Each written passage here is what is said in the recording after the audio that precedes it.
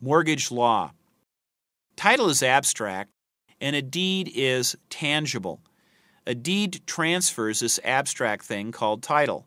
Hypothecation is giving up your property as collateral on a loan without giving up possession.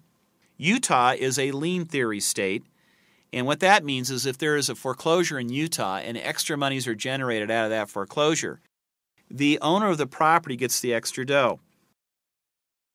You can either use a mortgage or a trust deed in Utah. Mortgages only have two players, mortgagors and mortgagees. The disadvantage of a mortgage is it must be foreclosed in a court of law.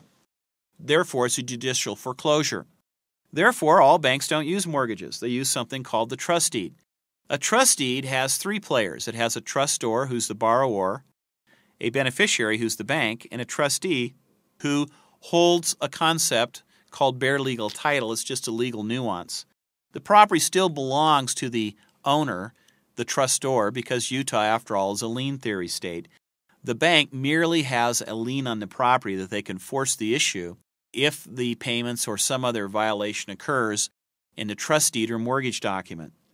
So who enforces the issue or who forces the issue on a mortgage? Well, it would be the mortgagee. And on a trust deed, it would be the beneficiary, the bank in both cases. In a foreclosure of a mortgage and in also the foreclosure of a trust deed, there is a period of time that the buyers can reinstate the loan by paying the back payments and cost.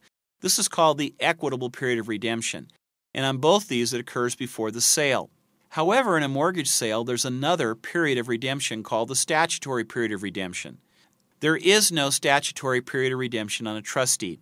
So what happens on a mortgage sale is the highest bidder comes to the auction is given a document called a certificate of sale.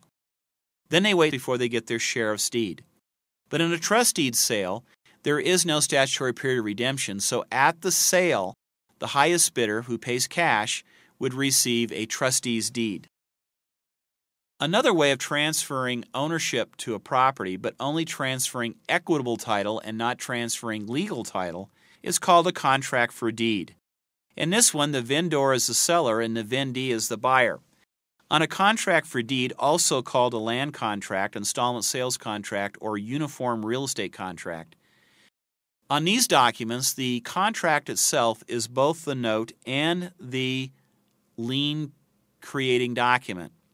The vendee is the buyer and the vendor is the seller. The vendor retains legal title. The vendee gets something called equitable title.